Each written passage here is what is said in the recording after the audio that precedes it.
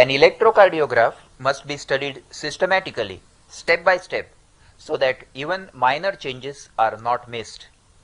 Here I have presented one way or order of reading the electrocardiograph. With practice, you may develop your own order of observation, but the important thing is not to miss out on any point. When you read an ECG, first inspect lead AVR. In this lead, all waves should be inverted. If they are upright, then probably limb leads were wrongly connected and ECG interpretation should be avoided. Only exceptionally it may be upright due to dextrocardia. Then calculate the heart rate. Then study the P wave morphology in lead 2 where it is most prominent. If it is more than 2 mm wide or 2 mm tall, then left or right atrial hypertrophy may be present, and an inverted P wave in lead 2 indicates nodal rhythm. Then measure the PR interval. Normally it is 3 to 5 mm. If it is increased to 5 mm or more, it is a first degree AV block. In such a case, note if there are any dropped beats suggesting second degree heart block. If the PR interval is reduced to less than 3 small squares or 0.12 seconds, look for slurring of R waves in leads 1 and V6 to rule out WPW syndrome. Now come to QRS complex. Look at leads 1 and 3 for axis deviation. Remember, left leaves and right reaches. Here both leads have upright QRS complexes, which is normal. Then measure the QRS interval in the lead in which it is most wide and clear. Generally, QRS is 2 to 2.5 mm wide.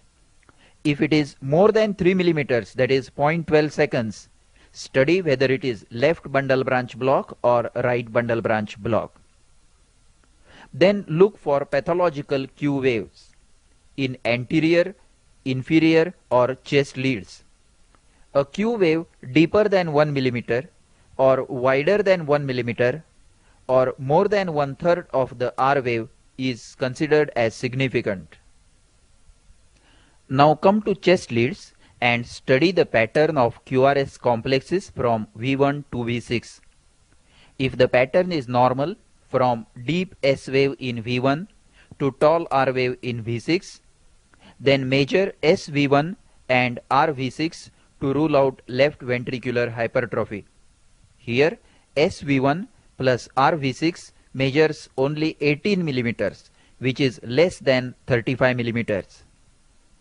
If the pattern is changed, that is, if R wave is prominent in V1, then look for criteria of right ventricular hypertrophy or right bundle branch block.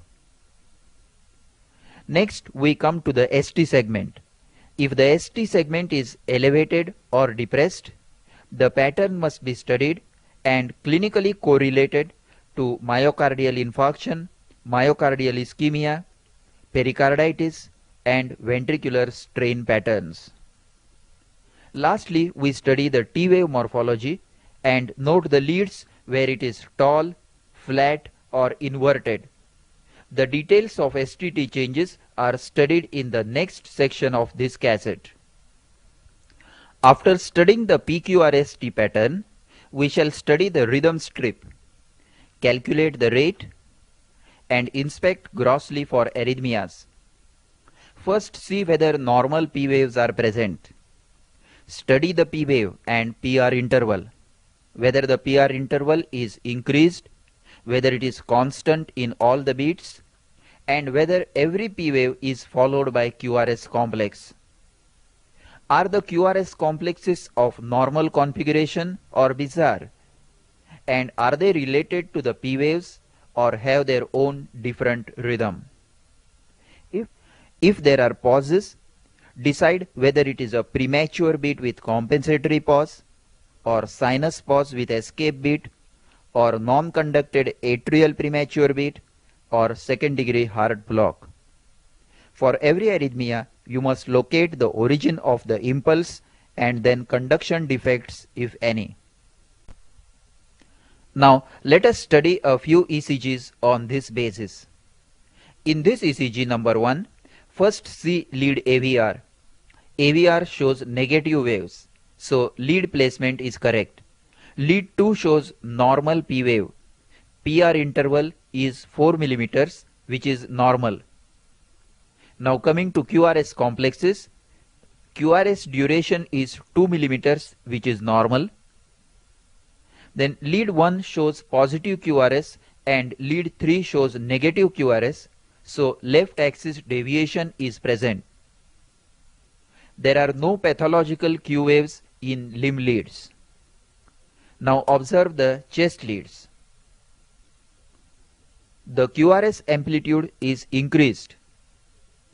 The pattern from negative QRS in V1 to positive QRS in V6 is maintained. So measure SV2, it is 14 mm, RV5, it is 22 mm, and their total is 36 mm. So left ventricular hypertrophy is present. Now see leads V5 and V6. They show strain pattern with ST depression and T wave inversion.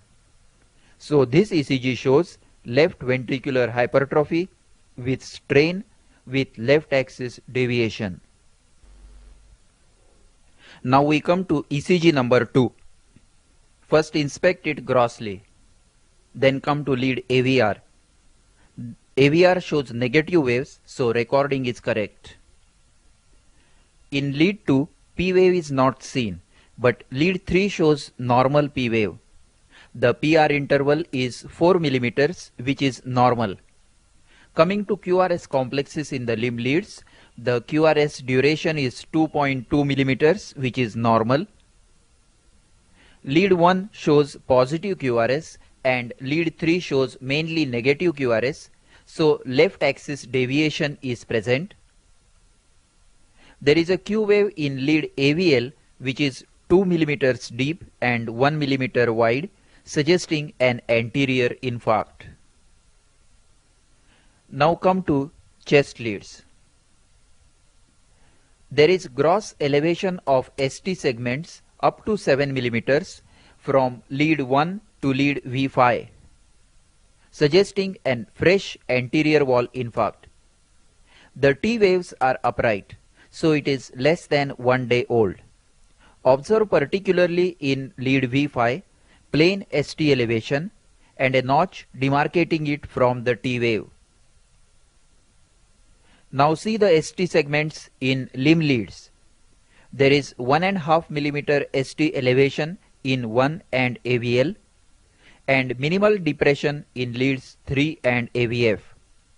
So this ECG shows a 1 day old extensive anterior wall infarct with left axis deviation. In absence of other factors, the left axis deviation suggests left anterior hemiblock, which is common association with anterior wall infarcts.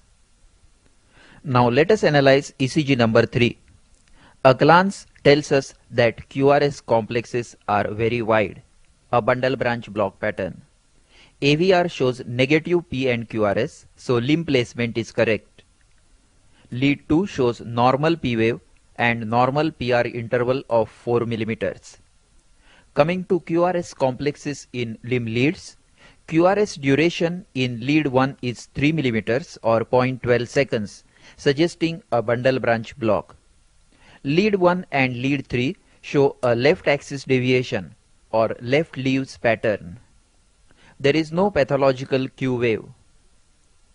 In the chest leads, wide QRS complexes with increased amplitude are immediately apparent. Study V1 and V6 for RR' pattern. V1 shows deep and wide QS complex.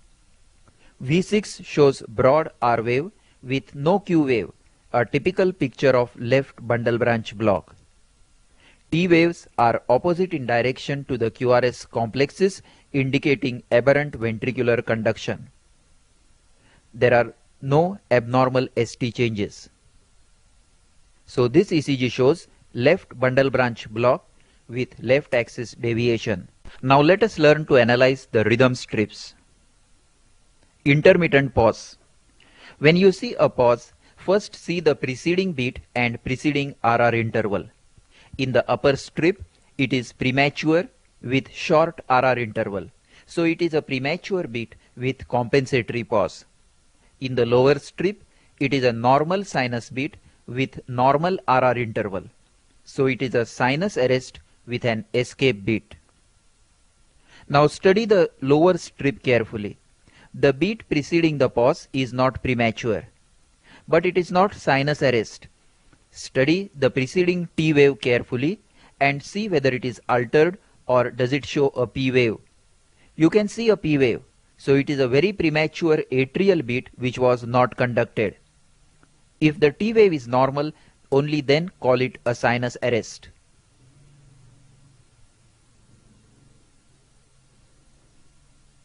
In this strip, we see a sinus arrest. So now study the escape beat.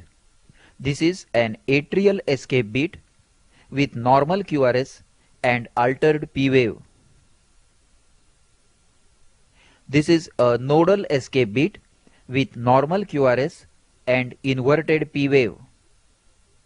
And this is a ventricular escape beat with wide and bizarre QRS and no P wave.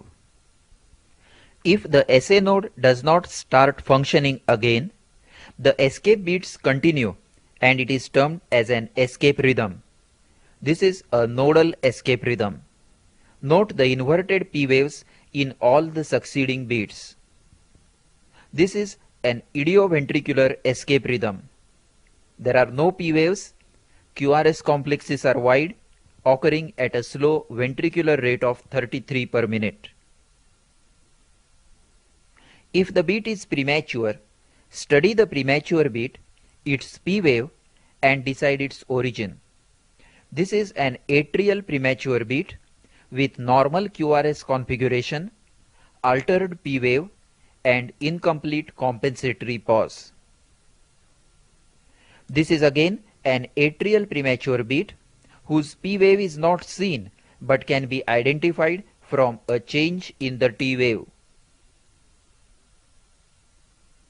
Once again, note the change in the shape of T wave before the premature beat, indicating a P wave. This is a nodal premature beat with normal QRS configuration, inverted P wave, and incomplete compensatory pause. And this is a ventricular premature beat with wide and bizarre QRS, no P wave, opposite T wave, and complete compensatory pause. Bradycardia. When the pulse is less than 60 per minute, ECG helps to pinpoint the exact cause of bradycardia. In this ECG, the pulse rate is 48 per minute. The structure of QRS complex is normal. Every QRS is preceded by a normal P wave and normal PR interval, indicating sinus rhythm. This is sinus bradycardia. The same strip in lead 2, note normal P wave, normal PR interval, and normal QRS. In contrast, in this ECG, the QRS complexes are wide and bizarre, occurring at regular intervals. but they are not related at all to the P waves, which have their own rhythm.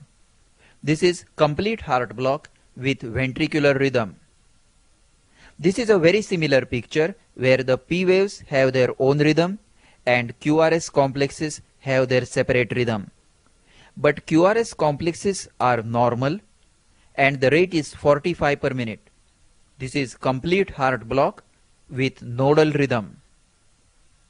Here we see that every second P wave is followed by a QRS complex with normal PR interval, with the result that ventricular rate is half of the atrial rate. This is bradycardia due to 2 to 1 AV block, a fixed ratio AV block. This is typical sawtooth appearance of atrial flutter, but QRS complexes are seen after every fourth F wave. This is atrial flutter with 4 to 1 AV block or high degree AV block resulting in bradycardia. Here we see bradycardia due to nodal rhythm. The P waves are inverted and the rate is about 60 per minute. Usually it follows a sinus arrest with nodal escape rhythm. Note the sinus arrest followed by nodal rhythm. Sinus arrest may also be followed by idioventricular rhythm causing bradycardia. Note the QRS complexes which are wide and at a rate of 20 to 40 per minute. There are no P waves. This is idioventricular rhythm with a rate of 33 per minute. Bradycardia may also be due to effect of drugs like beta blockers or digitalis. Note this atrial fibrillation whose rate is less than 60 per minute due to effect of digitalis. This is another ECG with a rate of 58 per minute. Note the prolonged PR interval to 6 small squares and ST segment depression like a mirror image of correction mark.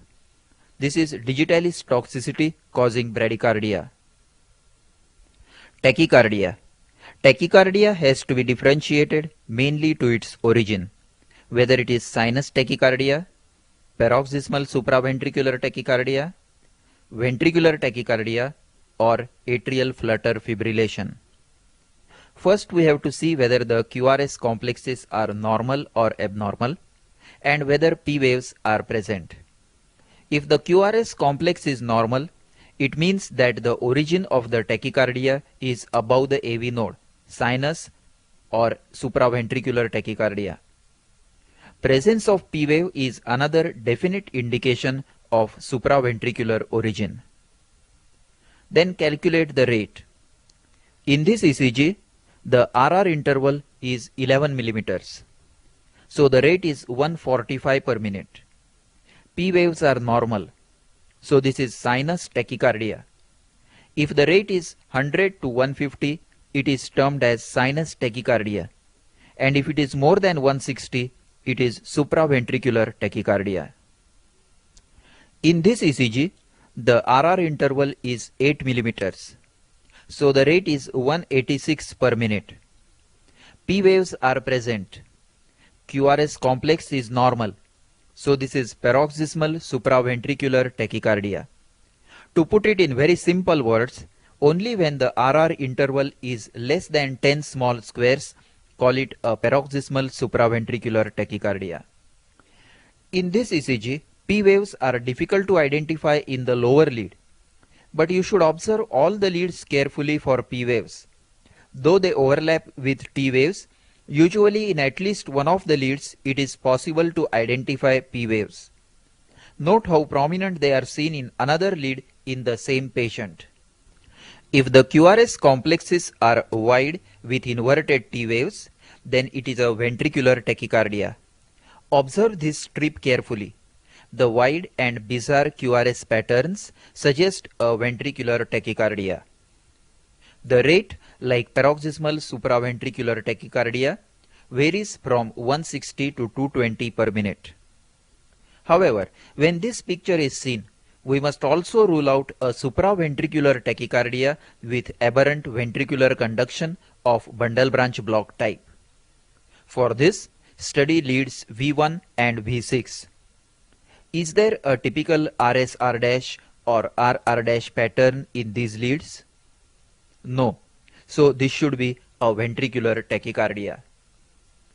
Number 2, look for capture beats with near normal QRS configuration. You can see one here in lead 2. A normal QRS beat confirms that there is no bundle branch block, and so this is ventricular tachycardia. Capture beat is a normal sinus beat in the middle of a ventricular tachycardia.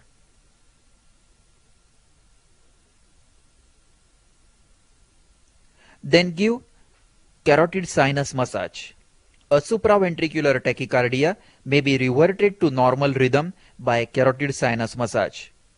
This strip shows a continuous recording while a carotid sinus massage was given, and the arrow indicates the point where normal sinus rhythm started.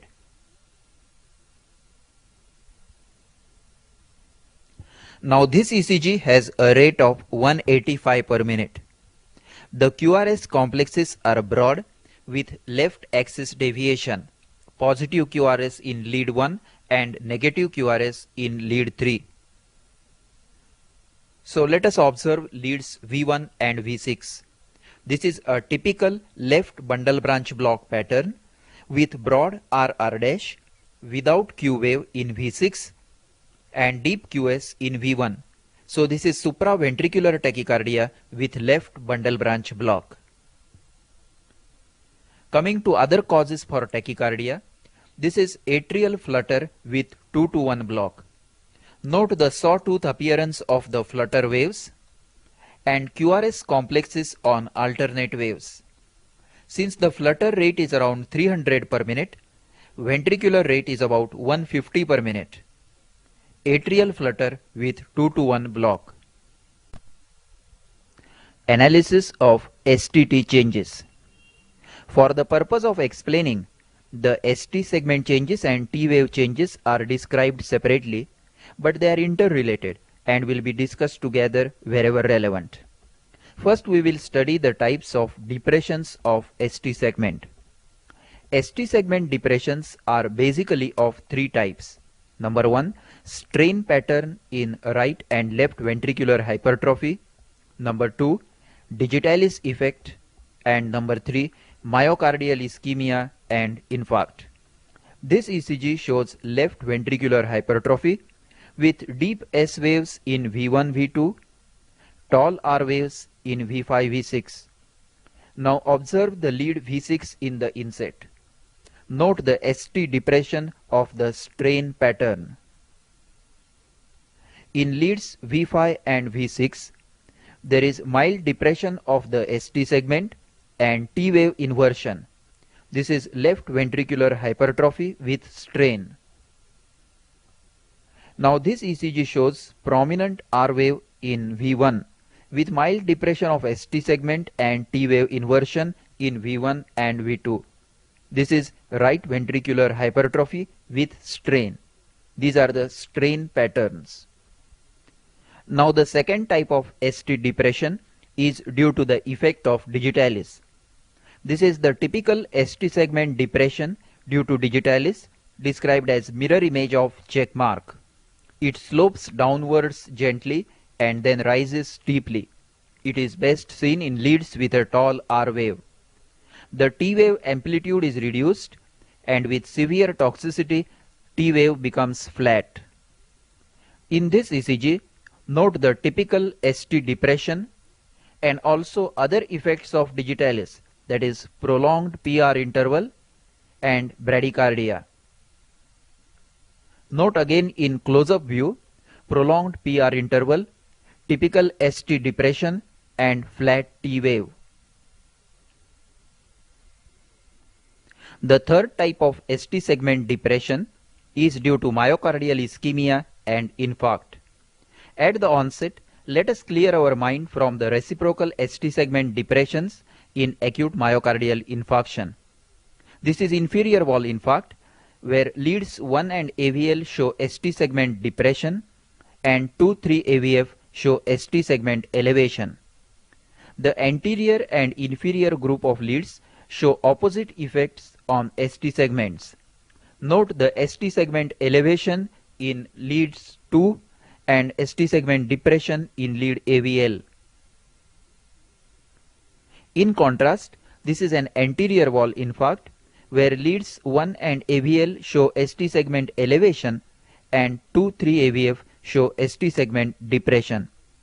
Now we will see various types of ST segment depressions due to myocardial ischemia. Observe the lower ECG first. During an acute attack of angina pectoris, ST segment is depressed by 1 to 2 millimeters, particularly in leads V5 and V6. But this is a transient change. In the upper ECG taken 2 hours later, the ST segment has returned to normal. This is typical angina pectoris or Heberden's angina. A mild ST segment depression in V5 and V6 with low amplitude or inverted T waves is a typical feature of chronic angina. Mild ST depressions in V5 and V6 with inverted T waves is usually due to chronic myocardial ischemia or angina.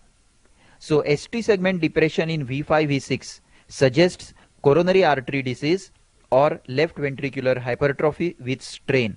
In absence of ventricular hypertrophy, it strongly suggests myocardial ischemia. ST segment depressions in leads V2 to V5 may commonly be due to reciprocal changes of inferior wall infarct or due to subendocardial infarct. Now here we see an ECG of inferior wall infarct. Note the ST depressions in leads V1 to V4. The T waves are upright and it will be associated with ST segment elevations in 2-3 AVF. So this is reciprocal ST segment depression of inferior wall infarct.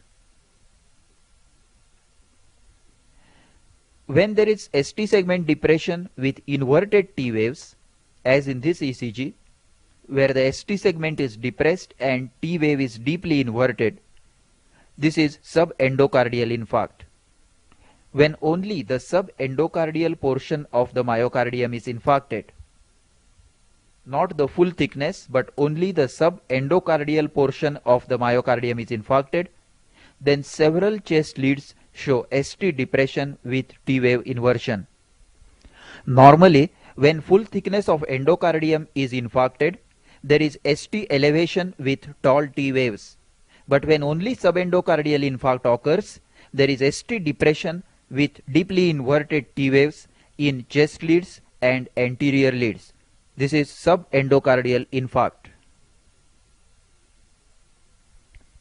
At this stage, let us remember the picture of anteroseptal infarct where the ST segment is elevated and T wave is inverted.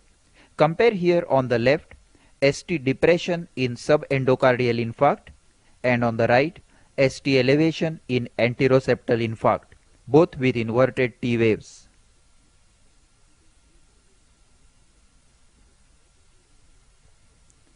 If the ST segment depression is seen in leads V1 and V2, it is usually not due to ischemia. It may be due to right ventricular hypertrophy with strain or due to true posterior wall infarction. So if the ST segment is depressed in V1 and V2, look for the R wave of right ventricular hypertrophy in V1. If the R wave is prominent and T wave is flat or inverted, then it is right ventricular hypertrophy with strain.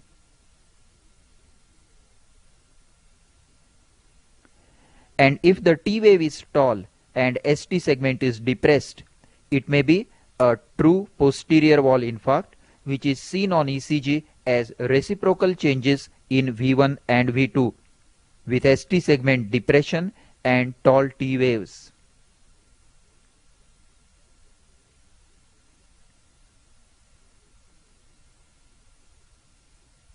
Note once again ST segment depression and tall T waves in V1 and V2 in posterior wall infarct. To revise, ST depression with T wave inversion in V5 and V6 suggests myocardial ischemia. In V1 and V2, tall R wave, ST segment depression and T wave inversion suggests right ventricular hypertrophy with strain, while ST segment depression with tall T wave suggests true posterior wall infarct. In the middle leads, ST segment depression with flat or upright T wave is usually due to inferior wall infarct with reciprocal changes, while ST segment depression with deeply inverted T wave is due to subendocardial infarct.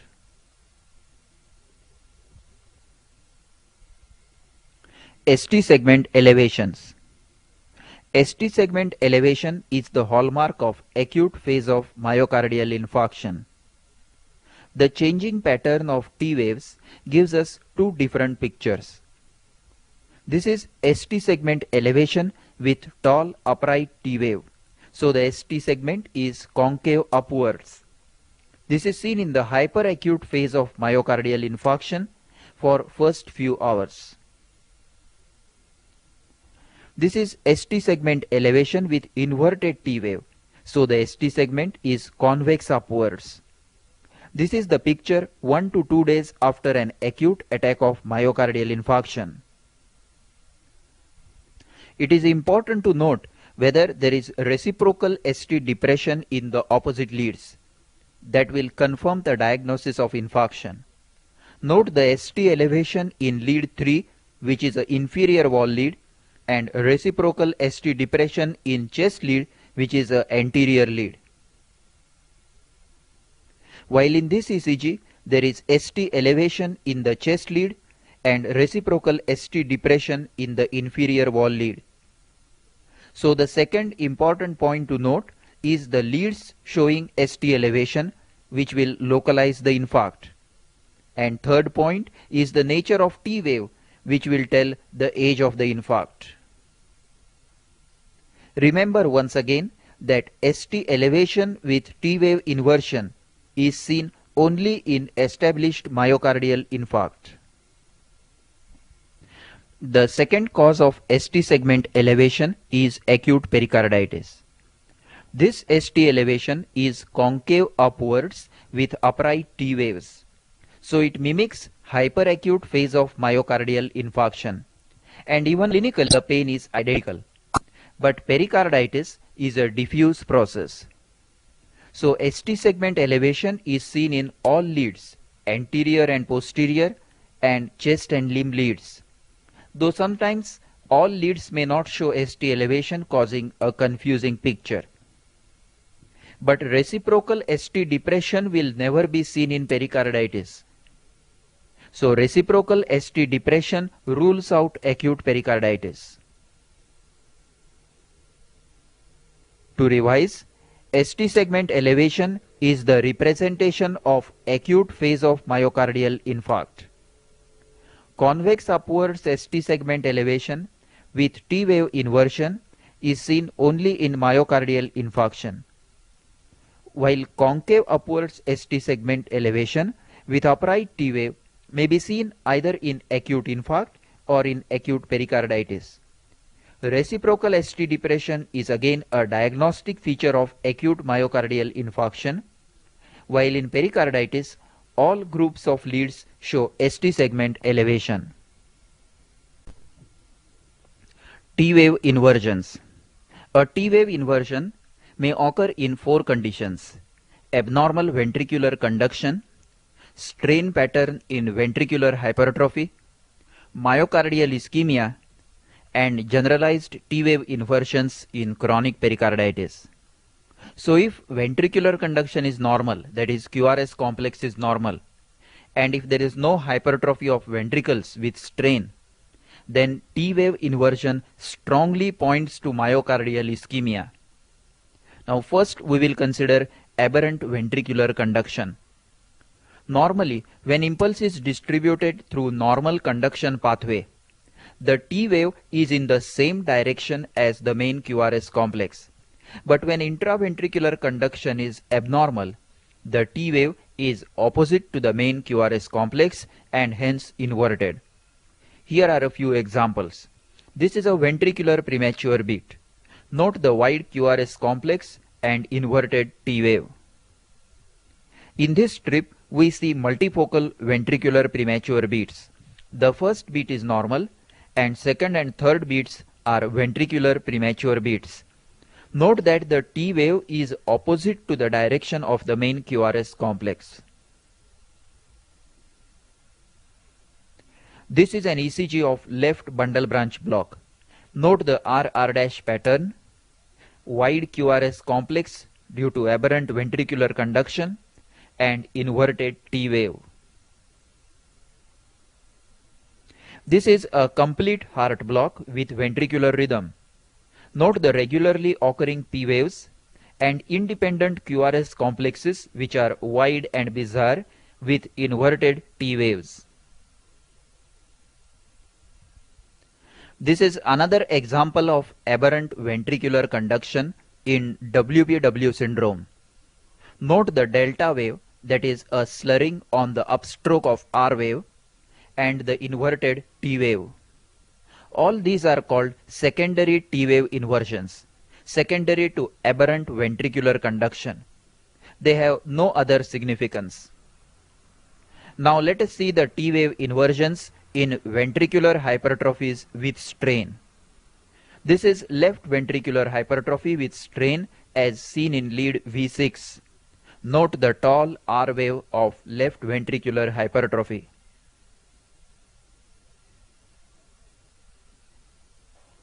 This is right ventricular hypertrophy with strain as seen in lead V1.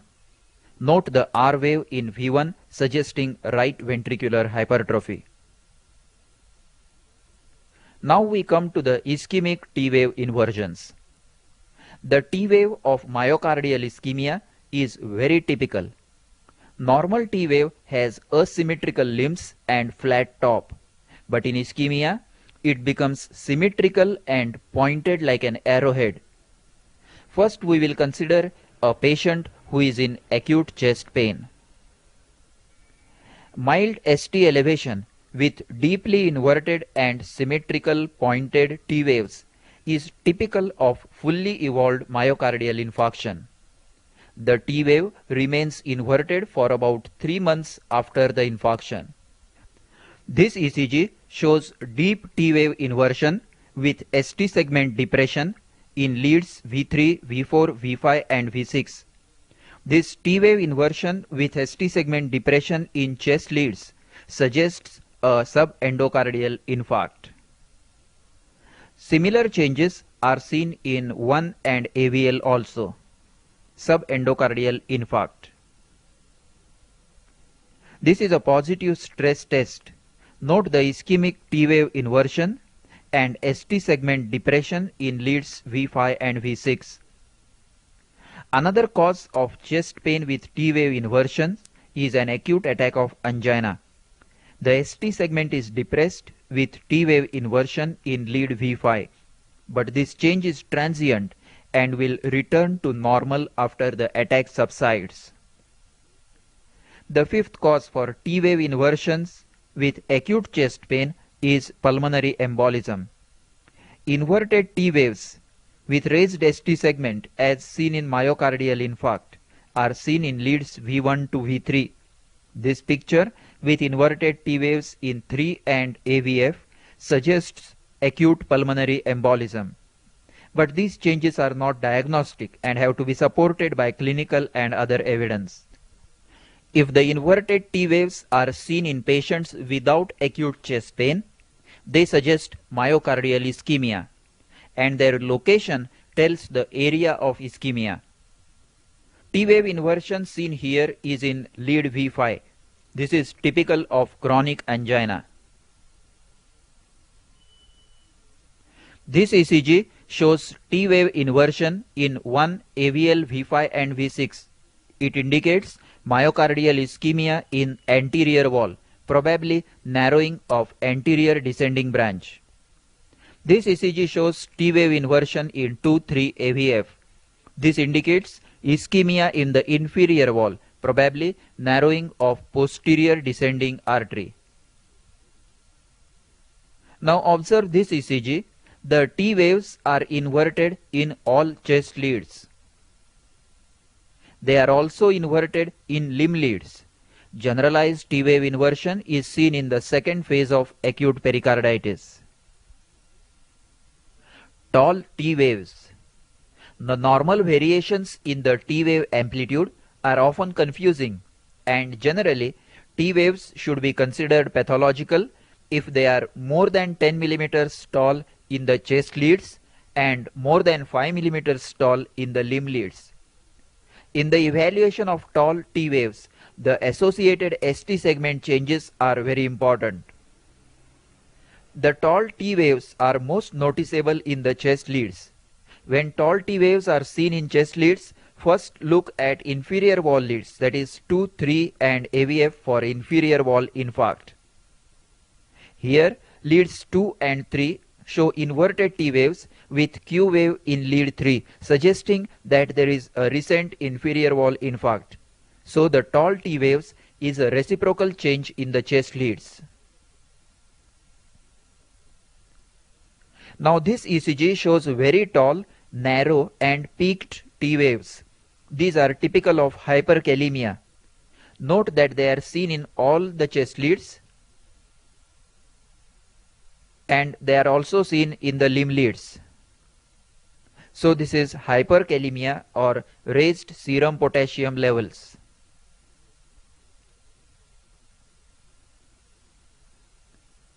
This is another ECG of hyperkalemia. Note the tall peaked T waves more than 10 millimeters high in all the leads.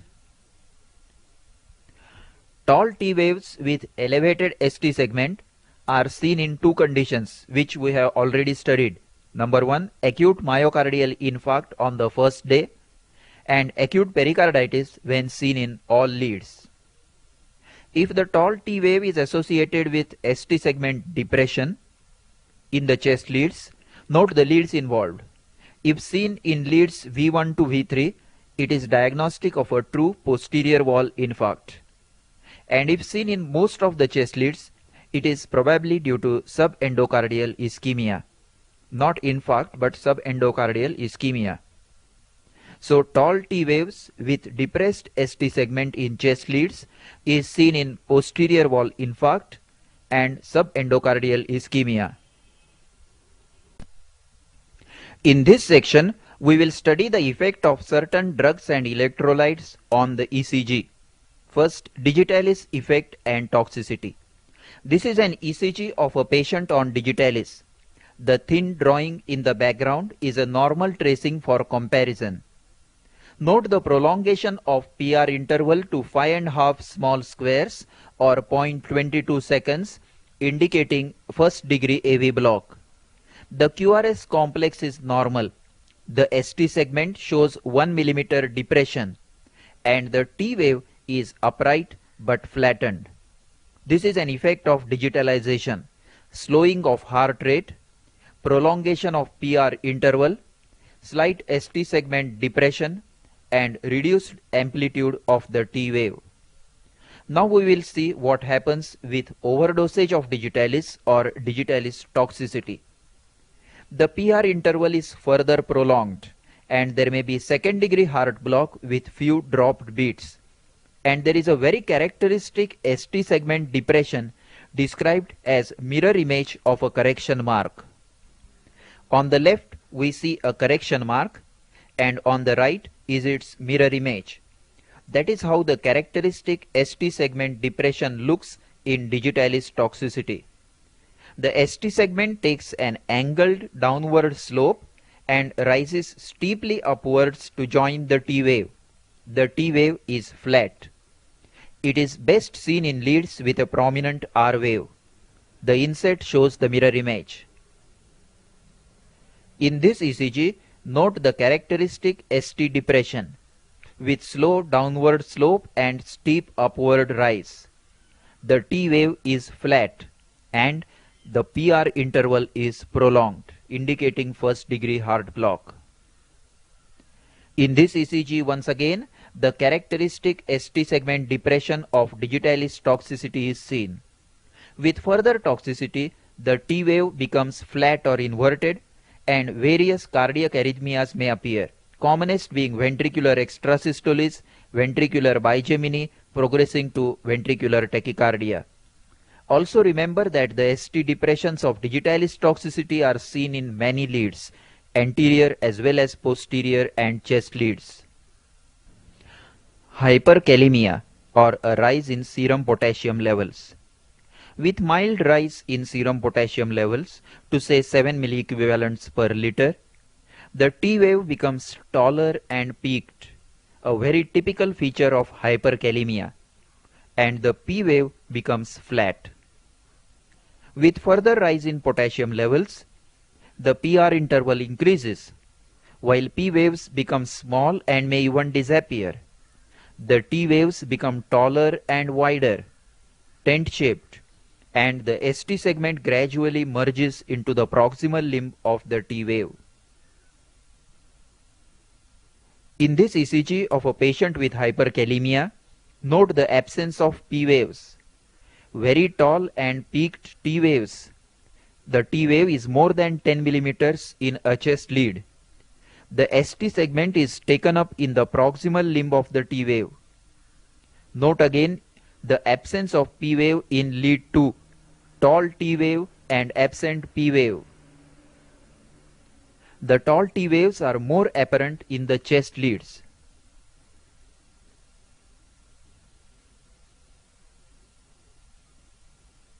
Hypokalemia. With hypokalemia, the T wave amplitude progressively diminishes while U wave becomes prominent. This may give a false impression of increased QT interval, but actually it is a U wave which has become prominent. Hypo and hypercalcemia. Reduced levels of calcium in blood causes prolongation of QT interval due to prolongation of the ST segment. Normally, QT interval is about 10 small squares or up to 0.4 seconds, but here it is prolonged to about 15 small squares. Note that in this ECG, the QRS is normal, the T wave is also normal, only the ST segment is prolonged. See this ECG of a patient with tetany. The QRS complex is normal, T wave is normal, only the ST segment is prolonged, causing prolongation of QT interval.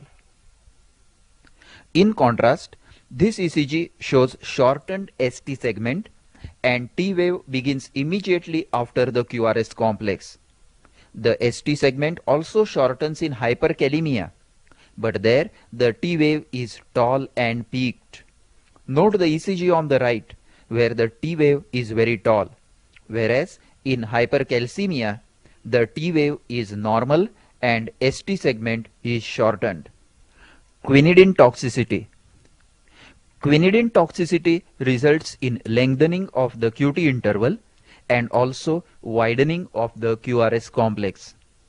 Note that in this ECG, the QRS complex is widened uniformly and the ST segment is also prolonged, with overall lengthening of the QT interval. This is in contrast with hypocalcemia, where QT segment is prolonged, but QRS and T waves are normal. Note again that in quinidine toxicity, the QRS is widened and ST segment is also prolonged, while in hypocalcemia, only the ST segment is prolonged, the QRS complex is normal.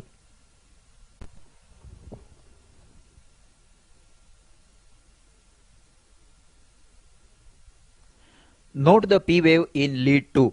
It is 3 millimeters wide and 2.5 millimeters tall, so it is biatrial hypertrophy. Now see the P wave in lead V1. The P wave has a broad negative component. In lead V1, P wave is biphasic. The first positive component is right atrial and second negative component is left atrial. So left atrial hypertrophy can also be diagnosed from a broad negative P wave in lead V1. This picture suggests ventricular tachycardia or supraventricular tachycardia with bundle branch block. RR interval is 9 millimeters, so the heart rate is 165 per minute. To differentiate the two conditions, see leads V1 and V6. A deep S wave in V1 and a broad R wave without Q wave in V6 tells us that this is left bundle branch block. So this is supraventricular tachycardia with left bundle branch block. Here is a premature beat with compensatory pause. The QRS structure is normal, so it is supraventricular. So study the P wave. It is upright but slightly different from the sinus P waves. So this is an atrial premature beat. Study the P waves in this ECG. Tall peaked P waves in 2, 3 and AVF.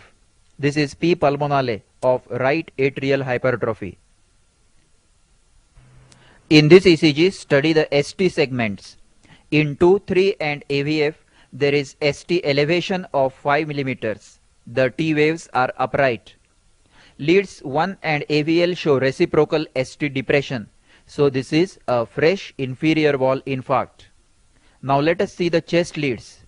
There is reciprocal ST depression in V2, V3, V4 and V5. So this is an extensive infarct. This ECG shows a normal beat followed by a run of ventricular premature beats. It heralds ventricular tachycardia. Study the chest leads. The QRS complexes are 3 millimeters wide. There is RS-R' pattern in V1 and V2 indicating right bundle branch block. A broad S wave in V5 and V6 supports our diagnosis. So this is right bundle branch block. In the limb leads, there is left axis deviation. Normally, right bundle branch block should have right axis deviation or a normal axis. Left axis deviation suggests associated left anterior hemiblock. This is lead 3. Deep Q wave and raised ST segment indicate inferior wall infarct. Now study the P wave and PR interval. The PR interval is 11 millimeters or 0.44 seconds. So there is first degree heart block also. Diagnosis is fresh inferior wall infarct with first degree heart block. This is a premature beat with compensatory pause in lead V1. The QRS complex is broad with tall slurred R wave of right bundle branch block pattern. Note the P waves. The P wave is altered in the premature beat. So this is an atrial premature beat in a patient with right bundle branch block. In this ECG, study the limb leads. The QRS complexes are broad. Concentrate on lead 2. The P wave is very close to the QRS complex. There is no PR segment and a delta wave is seen. This is WPW syndrome. With this, we come to the end of this cassette. I expect that after studying this cassette, you will be able to diagnose common conditions with ease. But be aware that there is much more to read in ECGs than what we have seen till now. There are many more fine points and differentiations, but that is for a cardiologist to read. It is beyond the scope of this cassette, which at its best is an introduction to basic electrocardiography. If the basics are understood and common ECGs interpreted with ease, then the cassette has served its function. Thank you.